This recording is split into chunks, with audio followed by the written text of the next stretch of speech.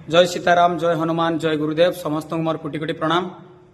मु एबे भुवनेश्वर राम मंदिर दर्शन परे जो अछंती 1 नंबर मार्केट रे महावीर 108 अछंती राम मंदिर भितरे सेठी आपण मो बैकग्राउंड रे देखि पारथुए। सेठी आपण दर्शन हैला। एबे मु धबलेश्वर जाउची।